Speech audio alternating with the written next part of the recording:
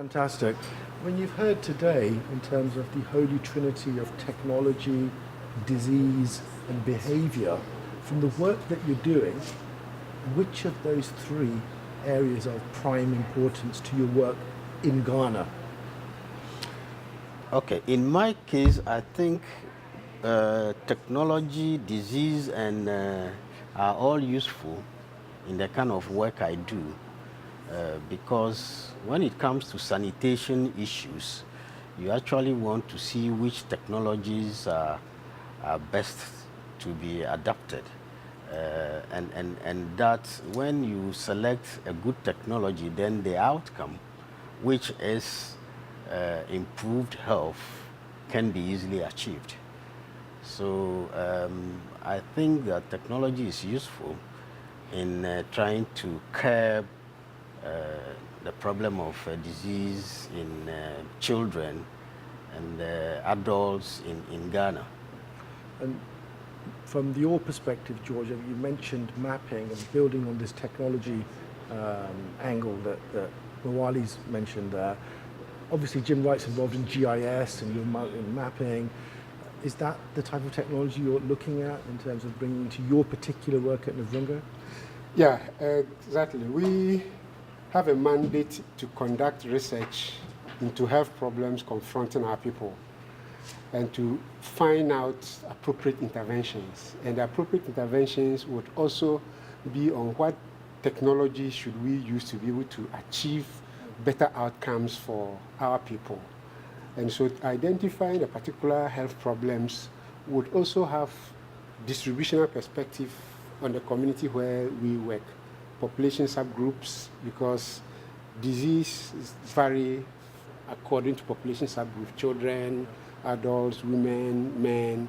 And so technology, appropriate technology is very important to us. So having listened to all this, I am of the view that how can we more or less scale up or transfer these technologies to developing countries, rural areas like our place.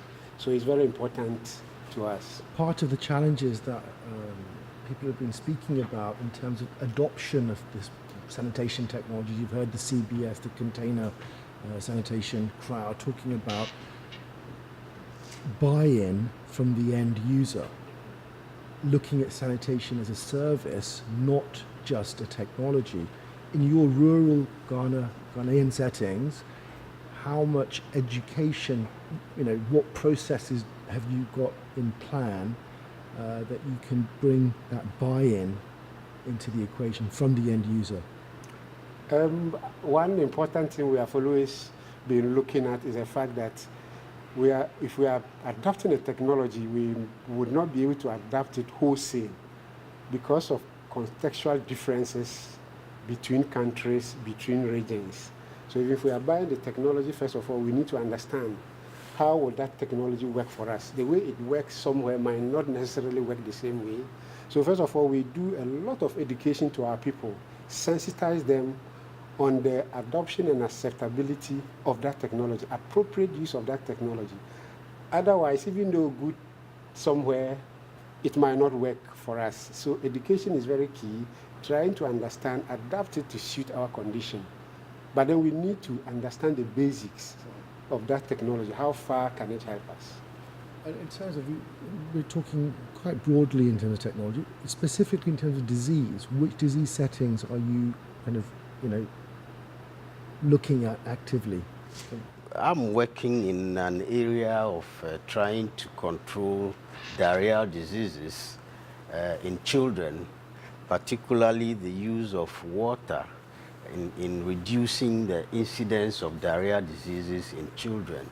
So if there is a technology here that can improve the quality of water that can be given to children to reduce those episodes of diarrhea, that would be very interesting. And then also, as George rightly said, we're not just interested in the technology, but we want to make sure the technology is usable by our people. It's cultural sensitive, and so that we do not wholesale really move the technology back to our country. What type of partnerships do you anticipate to drive that process? Okay, we would, in terms of partnership, we would always want to have a partnership that would start from the beginning. All of us start to identify the problem that is on hand, and then start the development of that technology from that basis. Otherwise, if we start somewhere in the middle, then it means we would leave something out. That technology might not fit into our system. Yeah. If we are looking at sanitation technology, in our setting, how do we get that technology in from the basics? A partnership could be defined broadly as either technology transfer or knowledge transfer. Yeah.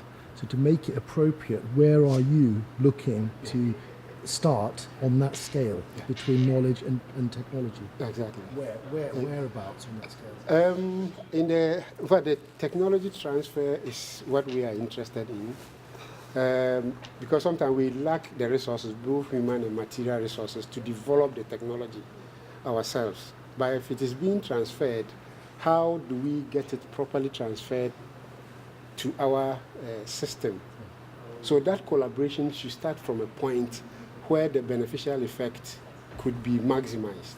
And so from what you've seen today, are you confident that those types of foundations exist here in this community? Yeah, exactly. Listening to the presentations people have made, I have been wondering, how do we get that technology back home? I mean, we are transforming human waste into a resource. Human fecal matter into fertilizer. Back in my country, we spend a lot of money importing fertilizer for farmers. Meanwhile, at the same time, we are trying to be able to deal with our human waste, finding places of throwing the human waste away we can't find. How can we get that technology back home?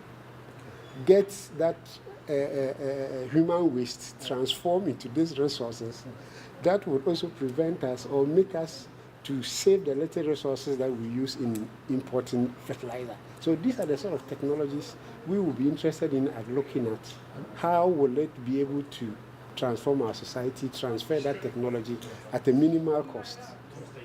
I think that what we should also be interested in is the acceptability, very much the acceptability of the technology.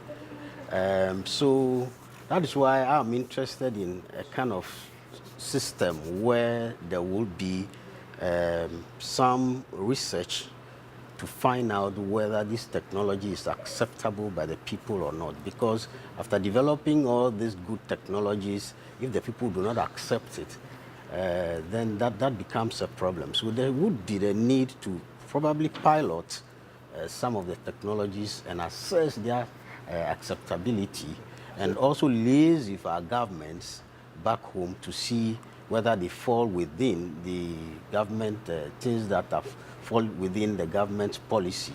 And so if anybody looking to partner with you, would you be that conduit in terms of facilitating a pilot study in Ghana? Oh, we can facilitate that because of the kind of work we do, and liaise with government agencies to be able to deploy the technology. And so if somebody wants to contact you, somebody's watching this, can they do that?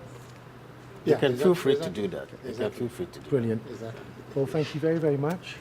I hope you've enjoyed the day, and thank you very much for your time for the interview. Thank you. Thank you. Okay, thank you too. Thank you.